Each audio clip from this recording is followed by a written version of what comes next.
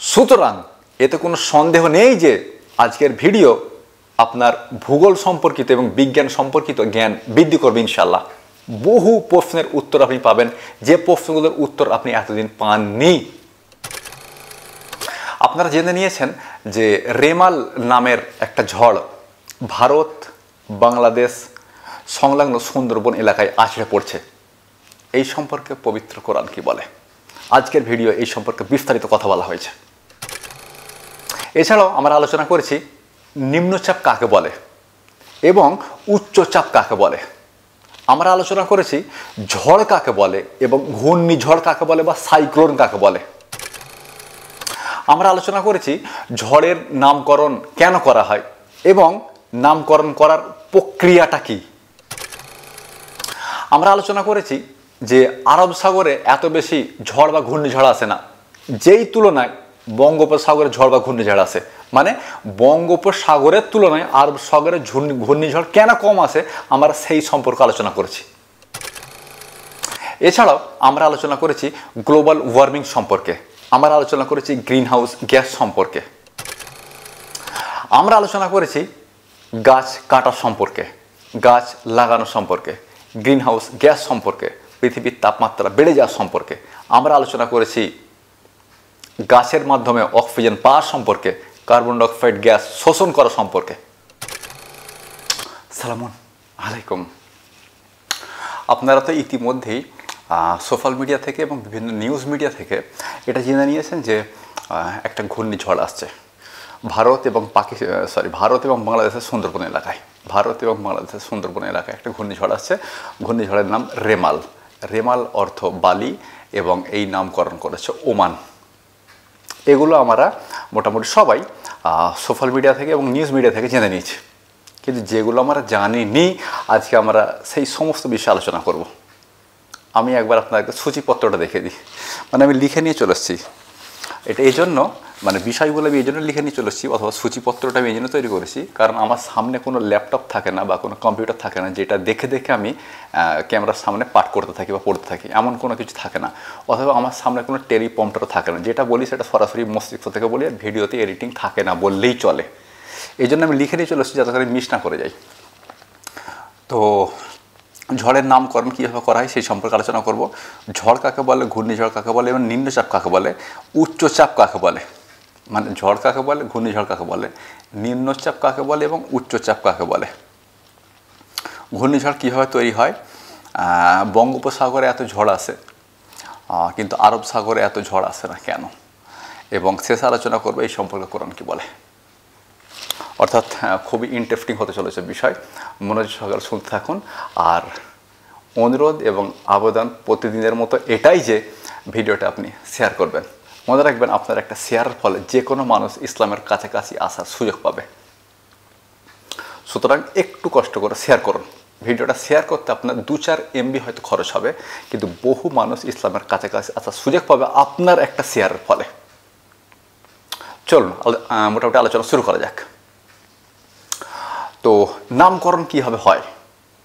ঝড় আসছে ভারত এবং বাংলাদেশে, আর নামকরণ করছে ওমান, মানে ঝড়ের নাম দিচ্ছে ওমান। বিষয়টা আসলে একটুখানি ইলজিক্যাল বলে মনে হচ্ছে না? মানে ঝড় আসছে ভারত বাংলাদেশ আর নাম দিচ্ছে ওমান, একটু কীরকম বিষয় নয়?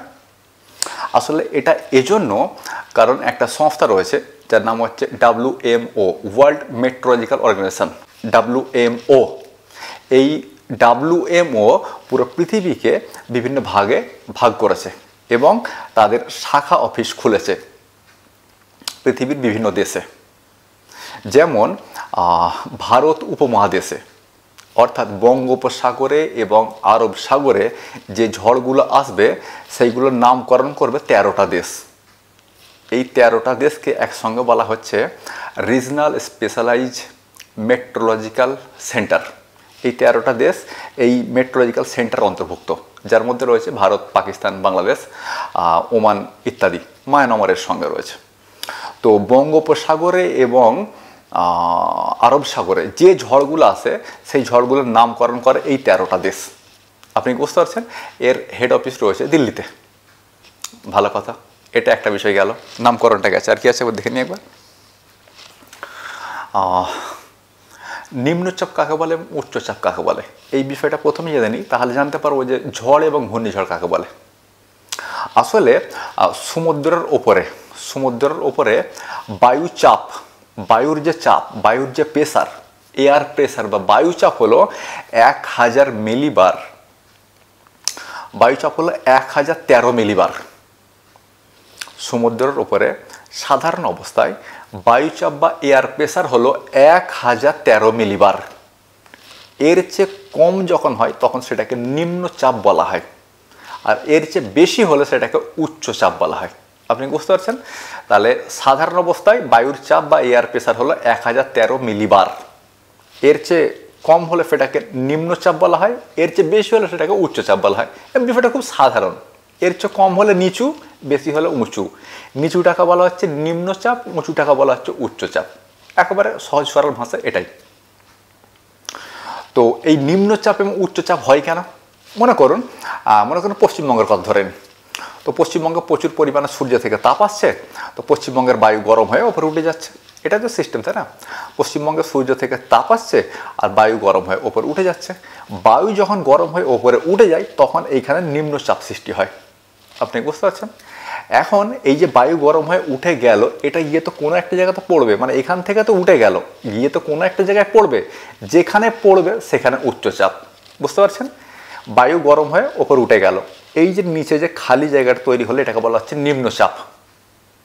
বায়ু উঠে গিয়ে যেখানে পড়বে সেই অঞ্চলটাকে বলা হবে উচ্চচাপ। তাহলে এখানে নিম্নচাপ, যেখানে বায়ু গিয়ে পড়লো সেখানে রয়েছে উচ্চচাপ। আপনি বুঝতে পারছেন নিম্নচাপ কাকে বলে এবং উচ্চচাপ কাকে বলে?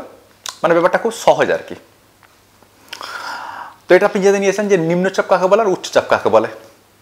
এবার আমরা জেনে নেব, 1 মিনিট দেখে নিই এবার। হ্যাঁ, এবার আমরা জেনে নেব যে ঝড় বা ঘূর্ণিঝড়ের উৎপত্তি হয় কিভাবে।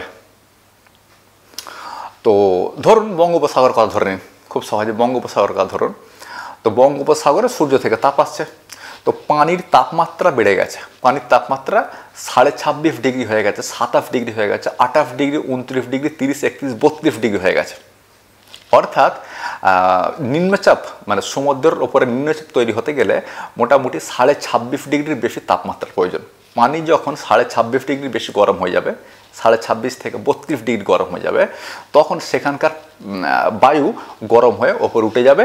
আর ওপরে উঠে যাওয়ার সময় সমুদ্র থেকে যে পানি বাষ্প হয়েছিল ওই পানিটাকে সঙ্গে নিয়ে ওপরে উঠে যাবে। ভালো কথা। পানি ওপরে মানে বায়ু এবং পানি ওপরে উঠে গেলে নিচে খালি জায়গা তৈরি হবে, এই খালি জায়গাটাকে বলা হবে নিম্নচাপ। আপনি বুঝতে পারছেন? তাহলে নিম্নচাপ কাকে বলে আমরা আগে জেনে নিয়েছি। আর সমুদ্রের উপরে ঘটনাটা কীরকম করা হয়? সেখানে সূর্যের তাপ পড়ে, পানি বাষ্প হয়ে গরম হয়ে ওপরে উঠে যায়, এটাই তো সিস্টেম। আর সঙ্গে বায়ু উঠে যায় গরম হয়ে, আর যাওয়ার সময় সঙ্গে বাষ্পকে নিয়ে উঠে যায়, নিচে তৈরি হয় নিম্নচাপ। যখন নিম্নচাপ তৈরি হয় তখন জায়গাটা খালি হয়ে যায়। যেখানে উচ্চচাপ আছে সেখান থেকে বায়ু এসে এখানে জমা হয়। নিচে শীতল বায়ু, উপরে গরম বায়ু, এভাবেই তৈরি হয় নিম্নচাপ। আপনি বুঝতে পারছেন? অনেক বড় একটা অঞ্চল জুড়ে তৈরি হয় নিম্নচাপ, এবং এটা সমুদ্রের উপরে তৈরি হয়। প্রশ্ন হচ্ছে সমুদ্রের উপরেই কেন, স্থলভাগে নয় কেন? স্থলভাগে পানি কোত্থেকে পাবে ভাই? বাষ্প হয়ে উপরে উঠবে? বাষ্প হয়ে পানি গরম হয়ে ওপরে ওঠার জন্য তো জলভাগ দরকার। এই জন্য এই ঘটনাটা সমুদ্রের ওপরেই ঘটে, এটা স্থলভাগে ঘটতে পারে না, এটা শুধু জলভাগে ঘটতে পারে। আপনি ব্যাপারটা বুঝতে পারছেন? এখন প্রশ্ন হচ্ছে ঘূর্ণিঝড় বা নিম্নচাপটা ঘোরে কেন, মানে নিম্নচাপটা ঘোরে কেন? তো নিম্নচাপটা ঘোরে এই কারণে, কারণ আপনারা জানেন যে পৃথিবী ঘুরছে। আপনারা জানেন পৃথিবীতে এভাবে ঘুরছে, তো এই ঘোরার ফলে পৃথিবীতে একটা বল তৈরি হয়, একটা ফোর্স তৈরি হয়, এটাকে বলা হয় কোরিওলিস ফোর্স, কোরিওলিস বল বা ফোর্স অফ কোরিওলিস। তো এই ঘোরার ফলে একটা বল তৈরি হয় যেটাকে আমরা কোরিওলিস বল বলি। এই কোরিওলিস বলের কারণে নিম্নচাপগুলো ঘুরতে শুরু করে। এটা উত্তর গোলার্ধে মানে পৃথিবীকে মাঝখান দিয়ে ভাগ করে দিলে উপরের দিকটাকে বলা হয় উত্তর গোলার্ধ আর নিচের দিকটাকে বলা হয় দক্ষিণ গোলার্ধ, তাই না? তো উত্তর দিকে যখন নিম্নচাপ তৈরি হয় তখন সেটা ঘড়ির কাঁটার দিকে ঘুরতে থাকে। ঘড়ির কাঁটা যেরকম 12 থেকে 1, 2, 3, 4 করে এই দিক থেকে এদিকে আসে, এই দিক থেকে এদিকে আসে এভাবে। তো উপর দিকের উত্তর গোলার্ধের নিম্নচাপগুলো ঘড়ির কাঁটার মতো করে ঘুরতে থাকে, আর দক্ষিণ দিকের নিম্নচাপগুলো ঘড়ির কাঁটার বিপরীতে ঘুরতে থাকে। আপনি বুঝতে পারছেন? তো নিম্নচাপগুলো ঘোরে এই কারণে, কারণ পৃথিবীতে একটা বল কাজ করে যার নাম হচ্ছে কোরিওলিস বল, আর এটা তৈরি হয় পৃথিবীর ঘূর্ণনের কারণে। পৃথিবীর ঘূর্ণনের কারণে তৈরি হয় বল থেকেই নিম্নচাপগুলো ঘুরতে শুরু করে। আপনি বুঝতে পারছেন নিম্নচাপগুলো ঘোরে কেন? আচ্ছা, ব্যাপারটাকে বোঝার জন্য আমি একটা ছবি দিই স্ক্রিনে। ছবিটা একবার দেখলে বুঝতে পারবেন যে নিম্নচাপগুলো কিভাবে তার গতিপথ চেঞ্জ করে। মানে কোনোটা ঘড়ির দিকে, ঘড়ির কাঁটার দিকে ঘোরে, আর কোনোটা ঘড়ির কাঁটার বিপরীতে ঘোরে। এই ঘটনাটাকে ছবি দুটো দেখলে আপনি বুঝতে পারবেন। একবার দেখুন ছবিগুলো, 5 সেকেন্ড টু 10 সেকেন্ডের ছবি।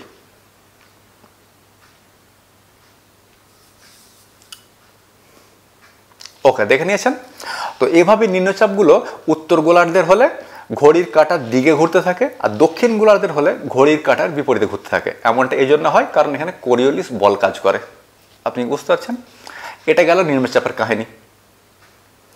এখন নিম্নচাপের যদি গতিটা, নিম্নচাপের গতি যদি 60 কিলোমিটারের নিচে হয়ে থাকে, 60 কিলোমিটারের নিচে হয়ে থাকে, তখন সেটাকে সাধারণ নিম্নচাপ বলা হয়। কিন্তু যখন এর গতি, যখন নিম্নচাপের গতি 119 কিলোমিটার পার আওয়ারের বেশি হবে, 119 কিলোমিটার পার আওয়ারের বেশি হবে, 60-এর নিচে হলে সেটা সাধারণ নিম্নচাপ। ওই নিম্নচাপ যখন স্থলভাগে আসবে তখন সেটা সাধারণ ঝড় বলে গণ্য হবে। কিন্তু যদি নিম্নচাপের গতি হয় 119 কিলোমিটারের বেশি, তখন তা সাইক্লোনে পরিণত হয়। তখন তাকে সাইক্লোন বলা হয় বা ঘূর্ণিঝড় বলা হয়। আপনি বুঝতে পারছেন? তাহলে 60 কিলোমিটারের নিচে নিম্নচাপের গতি 60 কিলোমিটারের নিচে হলে সেটা সাধারণ নিম্নচাপ। যখন সেটা স্থলভাগে আসবে সেটা সাধারণ ঝড়, অথবা সেটাকে আমরা ঝোড়ো হাওয়া বলি। কিন্তু যখন এর গতি 119 কিলোমিটারের বেশি হবে তখন সেটাকে আমরা সাইক্লোন বলি। আপনি বুঝতে পারছেন? তো এই হলো বিষয়। এখানে একটা প্রশ্ন হবে যেটা আমি তখন বলতে ভুলে গেছি, যে ঝড়ের নামকরণ করা হয় কেন? এই জন্য করা হয় যাতে করে ঝড়গুলোকে আমরা সহজে মনে রাখতে পারি। যেমন আমফান ঝড় আমাদের আজও মনে আছে। কেন? কারণ তার নামকরণ করেছিলাম বলে। যদি তার নামকরণ না করা হতো তাহলে তা আমাদের মনে থাকতো না। যেমন আইলা ঝড় মনে আছে এই জন্য কারণ সেগুলোর নামকরণ করেছিলাম। যদি নামকরণ না করতাম তাহলে আমরা ভুলে যেতাম। এখান থেকে মোহাম্মদ সুলতানের একটা সুন্নাহ আমার মনে পড়ে যায়। আমি ছোটোবেলায় বুঝতে পারতাম না মোহাম্মদ সুলতান প্রত্যেকটি জিনিসের নামকরণ করতেন। ঘোড়ার নাম রাখতেন, তার তরবারির নাম থাকতো, তার বর্মার নাম থাকতো, তার শিরস্থানের নাম থাকতো। প্রত্যেকটা জিনিসের তিনি নামকরণ করতেন। তো এমনটা কেন? যাতে করে সহজে মনে রাখা যায়। বিজ্ঞানীরা এটা আজ থেকে 50 বছর আগে বুঝতে পেরেছিল যে নামকরণ করলে তবে কোনো জিনিসকে সহজে মনে রাখা সম্ভব। সেই থেকে বিভিন্ন ঝড়ের নামকরণ করা হয়। আপনি বুঝতে পারছেন? যাই হোক, এটাও মোহাম্মদ সুলতানেরই অবদান। আচ্ছা, আমি আর চেক করিনি। তাহলে সাধারণ ঝড়, ঘূর্ণিঝড় কাকে বলে দিয়েছি। ঘূর্ণিঝড় কেন ঘোরে বা নিম্নচাপ কেন ঘোরে সেটা আমি আপনাদেরকে বলে দিয়েছি। নিম্নচাপ কীভাবে তৈরি হয় সেটা আপনাদেরকে বলে দিয়েছি।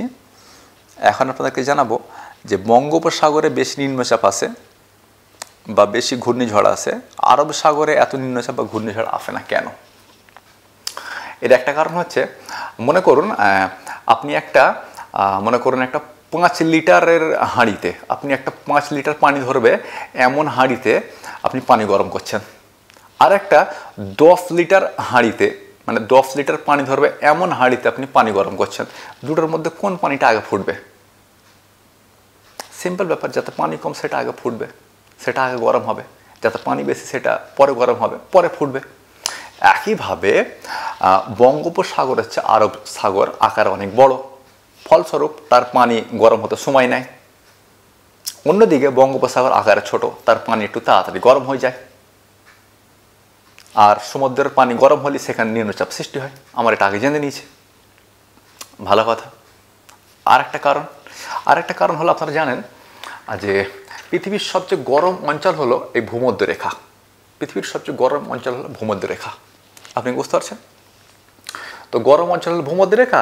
তো এর আশেপাশের অঞ্চল সবচেয়ে বেশি গরম। এখন ভারতের অবস্থান হচ্ছে এখানে। কোথায় গেল? এই যে ভারতের অবস্থান এখানে। ভারত উত্তর গোলার্ধের দেশ।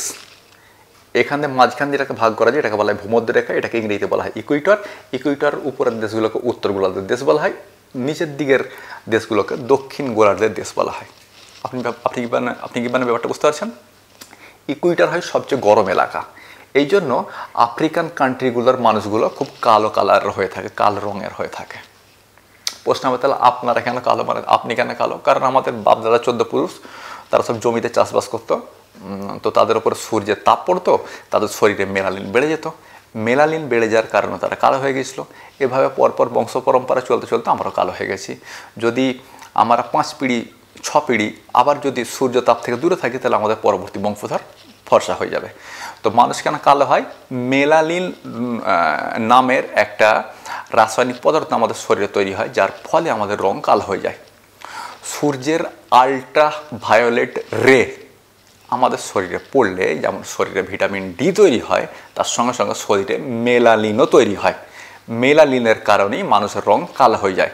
আপনি একটা ফর্সা মানুষকেও যদি একটানা 5 দিন 7 দিন রোদে রেখে দেন, দেখবেন তার মধ্যে কালো ভাব চলে আসছে। এই কারণ তার শরীরে মেলালিন তৈরি হয়েছে, তাই না? তাহলে এখান থেকে আমরা আরও দুটো জিনিস জেনে নিলাম। আমাদের শরীরে ভিটামিন ডি তৈরি হয় কেন?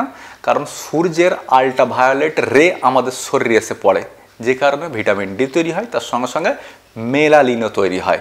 মেলালিন তৈরির ফলে মানুষের রং কালো হয়ে যায়। আপনি ব্যাপারটা বুঝতে পারছেন? তো এই হচ্ছে কাহিনী। তো আফ্রিকান দেশগুলোর ওপর দিয়ে ভূমধ্য রেখা গেছে, যার ফলস্বরূপ এখানে সূর্যতাপ সবচেয়ে বেশি পড়ে। সূর্যতাপ বেশি পড়ার কারণে এখানকার মানুষটা কালো হয়ে গেছে। ভালো কথা, যাই হোক। তো এর উপর দিকের দেশগুলোকে বলা হয় উত্তর গোলার্ধের দেশ, নিচের দিকের দেশগুলোকে বলা হয় দক্ষিণ গোলার্ধের দেশ। তো ভূমধ্য রেখার আশপাশের অঞ্চল সবচেয়ে বেশি গরম অঞ্চল, কারণ সেখানে সূর্যতাপটা সারা বছর পড়ে। এ কারণে এই অঞ্চলটা গরম। এখন আপনি ভালো করে লক্ষ্য করুন, বঙ্গোপসাগরের এলাকাটা ভূমধ্য রেখার একটু কাছাকাছি আরব সাগরের তুলনায়। বঙ্গোপসাগর এলাকাটা আরব সাগরের তুলনায় অনেকটা কাছাকাছি ভূমধ্য রেখার। ফলস্বরূপ বঙ্গোপসাগর অনেকটা তাড়াতাড়ি গরম হয়ে যায় আরব সাগরের তুলনায়। এই জন্য বঙ্গোপসাগরে ঘূর্ণিঝড় বেশি আসে বা ঝড় বেশি আসে বা নিম্নচাপ বেশি তৈরি হয়, আরব সাগরে কম তৈরি হয়। হয় না এমন নয়, কম তৈরি হয়। কিছুদিন আগে একটা ঝড় গেল না, বিপর্যয় ঝড় গেল, ওটা আরব সাগরে তৈরি হয়েছিল এবং ওটা মুম্বাই এবং গুজরাটে এসে পড়েছিল, তাই না? তো এই হচ্ছে বিষয়। আচ্ছা, একটা বিষয় এখানে, একটা বিষয় মানে একটা প্রশ্ন হবে একটা, যে ঠিক আছে সবই বুঝতে পেরে গেছি, কিন্তু এই নিম্নচাপগুলো তৈরি হয় সমুদ্রে আর এগুলো আসে স্থলভাগে, এমনটা কেন হয়? আসলে সবসময় এমনটা হয় না। বহু নিম্নচাপ সমুদ্রে তৈরি হয়, তারা সমুদ্রে শেষ হয়ে যায়। পয়েন্ট টু বি নোটেড মিলড। বহু নিম্নচাপ সমুদ্রে তৈরি হয় এবং সমুদ্রে শেষ হয়ে যায়, সেগুলো স্থলভাগে আসে না। খুব অল্প নিম্নচাপ স্থলভাগে আসে। আপনি বুঝতে পারছেন? আচ্ছা, প্রশ্নটা আসে কেন? সিম্পল, আমি কিছুক্ষণ আগে আপনাকে বলে গেছি। মনে করুন পশ্চিমবঙ্গের উপরে সূর্যতাপ পড়ছে, এখানকার বায়ু গরম হয়ে ওপরে উঠে গেছে। তো এখানে তো খালি জায়গা তৈরি হলো, এখানে তো নিম্নচাপ হয়ে গেল এই জায়গাটা, এখানে খালি জায়গা তৈরি হলো। তখন এই অনেক দূরে ওটা নিম্নচাপটা অথবা গরম বায়ু এবং বাষ্পের ভাণ্ডার যেটা ঘুরছিল নিম্নচাপ আকারে, সেটা তখন এদিকে চলে আসে। অর্থাৎ বায়ুর নিয়ম হচ্ছে, যেখানে নিম্নচাপ উচ্চচাপ থেকে বায়ু সেখানে চলে আসবে। তো সমুদ্রের ওপরে ওঠা নিম্নচাপটা তখন এদিকে আসতে শুরু করে, কারণ এখানকার বায়ু গরম হয়ে ওপরে উঠে গেছে। আপনি এখন লক্ষ্য করছেন পশ্চিমবঙ্গ এবং বাংলাদেশে এখন তাপ প্রচুর, এখানে সূর্য তাপও এখন প্রচুর আর তাপমাত্রা প্রচুর। ফলস্বরূপ এখানকার বায়ু গরম হয়ে ওপরে উঠে গেছে, জায়গাটা খালি রয়েছে। তো ওই নিম্নচাপটা এই জায়গাটা ভরাট করার জন্য এখানে আসছে। আপনি বুঝতে পারছেন? তাহলে নিম্নচাপ জলভাগ থেকে স্থলভাগ থেকে কেন আসে সেটাও আমরা মোটামুটি খুব ছোট করে জেনে নিয়েছি, তাই না? আমার মনে হয় নিম্নচাপ সম্পর্কিত বা ঘূর্ণিঝড় সম্পর্কিত সমস্ত তথ্যগুলো আমরা সব জেনে নিয়েছি। এখানে আর জানার স্পেশাল কিছু বাকি নেই, মোটামুটি আমার পুরোটা জেনে নিয়েছি। শুধু এখানে একটা অংশ বাকি, যে এই সম্পর্কে পবিত্র কোরআন কি বলে। তবে আপনাদেরকে বলে রাখি, আরব সাগরেও ঝড়ের প্রবণতা বাড়ছে। আগে সাধারণত আরব সাগরে বেশি ঘূর্ণিঝড় তৈরি হতো না বা নিম্নচাপ তৈরি হতো না, কিন্তু এখন আরব সাগরেও এটা হচ্ছে। এর কারণ হচ্ছে ক্লাইমেট চেঞ্জ, গ্লোবাল ওয়ার্মিং, পৃথিবীর তাপমাত্রা বাড়ছে। ফলস্বরূপ আরব সাগরের পানিও আগের তুলনায় বেশি গরম হচ্ছে। সুতরাং বঙ্গোপসাগরেও ঘূর্ণিঝড়ের পরিমাণ বাড়বে আর আরব সাগরও ঘূর্ণিঝড়ের পরিমাণ বাড়বে, কিন্তু বাড়লেও বঙ্গোপসাগরের থেকে তার তুলনায় কম থাকবে। কিছু নিউজ হেডলাইন এখানে আবার দেখে নেন। আমি তো সেখানে আবার দেখে নিই যে এই সম্পর্কে কোরআন কি বলে এবং আমি কি কি স্ক্রিনশটে নিচ্ছি সেটা চেক করে নিই। ওকে, চলুন। সর্বপ্রথম আমাদেরকে যেতে হবে 78 নম্বর সূরা, 78 নম্বর সূরা নাবা আয়াত নম্বর 13 এবং 14-তে আল্লাহ সুবহানাহু ওয়া তাআলা বলছেন যে ওয়াজা আলনা সিরাজা ওয়াহাজা, পৃথিবীতে তাপের উৎস হলো সূর্য, পৃথিবীতে তাপ এবং আলোর উৎস হলো প্রদীপ। এখানে প্রদীপ বলতে সূর্যের কথা বলা হচ্ছে। ওয়াজা আলনা মিনাল মাসিরাতি মান সাজাজা, এবং এই সূর্য তাপের কারণেই জলীয় বাষ্পে ভরপুর মেঘমালা থেকে আমরা বৃষ্টি নামাই। সূর্য তাপের কারণেই জলীয় বাষ্পে ভরপুর মেঘমালা থেকে বৃষ্টি নামাই, মানে ব্যাপারটা এরকম, সূর্য তাপ পড়লো, এখানকার বায়ু গরম হয়ে জলীয় বাষ্প নিয়ে ওপরে উঠে গেল, তারপর ভারী হয়ে সেটা আবার নেমে আসে। আল্লাহ সুবহানাহু ওয়া তাআলা এখানে সেটার কথাই বলছেন যে আমরা সূর্যকে করেছি পৃথিবীতে তাপ এবং আলো দেওয়ার উৎস। এই তাপের কারণে পানি বাষ্প হয়ে ওপরে উঠে যায় এবং পরে মেঘ হয়ে ভারী হয়ে পৃথিবীতে নেমে আসে, এভাবে বৃষ্টি হয়। এই সম্পর্কে কথা বলা হচ্ছে 78 নম্বর সূরা আয়াত নম্বর 13 এবং 14-তে। আপনি এগুলো সব এখানে দেখতে পাচ্ছেন, একটু ভালো করে লক্ষ্য করুন। আচ্ছা, বৃষ্টি কেন হয় বা নিম্নচাপ কেন আসে, এই ঘটনাটা পবিত্র কোরআনে উল্লেখ রয়েছে। এটার উল্লেখ রয়েছে 32 নম্বর সূরা সাজদা আয়াত নাম্বার 27-এ। আওয়ালাম ইয়ারা আন্না, আমি আয়াতটা ভুলে যাচ্ছি কেন, আওয়ালাম ইয়ারা আন্না নুসুকুল মা ইলাল আরদিল জুরুজ। আল্লাহ সুবহানাহু ওয়া তাআলা বলছেন যে তারা কি লক্ষ্য করে দেখে না যে আমরা পানিকে বহন করে নিয়ে আসি গরম ভূমির দিকে। গরম ভূমি মানে যেখানে নিম্নচাপ, যেখানকার বায়ু ওপরে উঠে গেছে। আমি আপনাকে কিছুক্ষণ আগে বলছিলাম না, মনে করেন পশ্চিমবঙ্গের বায়ু গরম হয়ে ওপরে উঠে গেছে, নিচের জায়গাটা খালি আছে, তখন অন্য জায়গা থেকে বায়ু জলীয় বাষ্প নিয়ে এখানে আসবে, কারণ জায়গাটাকে ভরাট করতে হবে। বায়ুর নিয়ম হচ্ছে যেখানে খালি থাকবে বায়ু, উচ্চচাপ থেকে নিম্নচাপের দিকে বায়ু চলে আসবে, তাই না? তো আল্লাহ সুবহানাহু ওয়া তাআলা এখানে ঠিক সেটাই বলছেন যে তারা কি লক্ষ্য করে দেখে না যে আমরা পানিকে বহন করে নিয়ে আসি। হ্যাঁ, পানিকে বহন করে নিয়ে আসি মানে পানি বাতাসের মাধ্যমে বহনে এখানে আসে। ইলা আরদিল জুরুজ, যেখানকার ভূমি গরম, অর্থাৎ যেখানে নিম্নচাপ, সেখানে উচ্চচাপ থেকে বায়ু চলে আসে সঙ্গে জলীয় বাষ্পকে নিয়ে। যেমন বর্তমানে এই রেমাল ঝড় পশ্চিমবঙ্গে নিম্নচাপ হওয়ার কারণে এখানকার বায়ু ওপরে উঠে গেছে, জায়গাটা খালি রয়েছে, এই খালি জায়গাটাকে ভরাট করার জন্য সমুদ্রের উপরে তৈরি হয় নিম্নচাপটা এদিকে আসতেছে। আপনি এটা বুঝতে পারছেন? ওকে, তাহলে এটা গেল। ঝড়ের পরিমাণ বাড়ছে, এর কারণ হচ্ছে গ্লোবাল ওয়ার্মিং। তো এই সম্পর্কে আল্লাহ সুবহানাহু ওয়া তাআলা পবিত্র কোরআনে কথা বলেছেন 30 নম্বর সূরা রুমের 41 নম্বর আয়াতে, জাহারাল ফাসাদা ফিল বাররি ওয়াল বাহরি বিমা কাসাবাত আইদিন নাস। পৃথিবীতে এবং স্থলভাগে, মানে জলভাগে এবং স্থলভাগে যে বিপদগুলো আছে এগুলো মানুষের হাতের অর্জন, এগুলো সবই মানুষের কর্মের ফল। আমরা প্রচুর পরিমাণে গাছ কেটেছি এবং কার্বন জ্বালিয়েছি, ফলস্বরূপ পৃথিবীর তাপমাত্রা বেড়ে গেছে, আর তার কারণেই এত ঝড় পানি আসছে। ওকে, এটা গেল। আচ্ছা,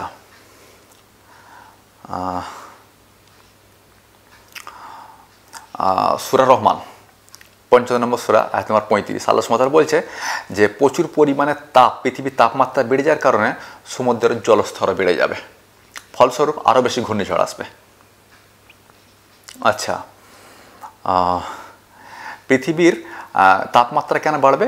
কারণ গ্রিন হাউস গ্যাসের জন্য আমরা কার্বন এবং কার্বন জাতীয় গ্যাসগুলোর ইমিশন করেছি, ফলস্বরূপ পৃথিবীর ওপর একটা স্তর তৈরি হয়েছে।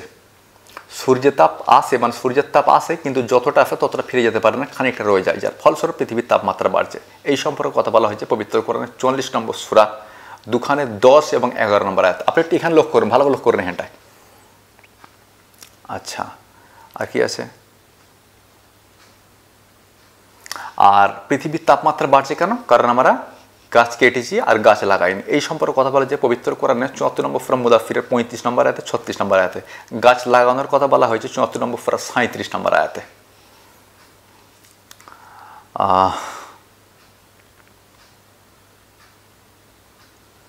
পৃথিবীতে গাছ কতটা জরুরি এই সম্পর্কে কথা বলা হয়েছে পবিত্র কোরআনের 56 নম্বর সূরা ওয়াকিয়া 73 নম্বর আয়াতে। আল্লাহ তাআলা বলছেন যে আমরা গাছকে বানিয়েছি জ্ঞান অর্জনের বিষয়, যা পৃথিবীবাসীদের জন্য অপরিহার্য। গাছ পৃথিবীবাসীদের জন্য অপরিহার্য। কেন অপরিহার্য? কারণ গাছ কার্বন ডাইঅক্সাইড শোষণ করে আর আমাদেরকে অক্সিজেন দেয়। এই সম্পর্কে কথা বলেছে পবিত্র কোরআনের 36 নম্বর সূরা ইয়াসিনের 80 নম্বর আয়াতে। একেবারে সুস্পষ্টভাবে বলা হয়েছে, যিনি তোমাদের জন্য অস্তিত্ব এনেছেন গাছসমূহ, যা আগুন জ্বালার জন্য ব্যবহৃত হয়, অতঃপর তোমরা তা হতে পাও অক্সিজেন। ভালো লক্ষ্য করুন, এখানে লক্ষ্য করুন, ভালো করে লক্ষ্য করুন। অতঃপর তোমরা তা হতে পাও অক্সিজেন, তোমরা গাছ থেকে পাও অক্সিজেন। আমরা পরিবেশ, গ্লোবাল ওয়ার্মিং এবং গাছ সম্পর্কে 5ই জুন খুব গুরুত্বপূর্ণ ভিডিও নিয়ে আসবো ইনশাআল্লাহ আপনাদের জন্য, যাতে করে ওই ভিডিওগুলোকে আপনারা ডকুমেন্টস হিসেবে ব্যবহার করতে পারেন। এবং আশা করা যায় এই ভিডিওগুলোর মাধ্যমে যে কোনো মানুষ ইসলামের কাছাকাছি আসার সুযোগ পাবে। এখন বক্তব্য শেষ করছি। আমার জন্য দোয়ার আবেদন রেখে একটা প্রশ্ন হবে শুধুমাত্র, যে আপনার অনুবাদ কবে পাবো? আর খুব বেশি দেরি নেই, বছর দেড়েকের মধ্যেই হাতে পাবেন ইনশাল্লাহ বই আকারে। তবে তার আগে এটা অ্যাপ আকারে এবং ওয়েবসাইটে আপনারা পেয়ে যাবেন, হয়তো মাস 5, 6, 7 এর মধ্যেই। তো আমার জন্য দোয়া করতে থাকুন।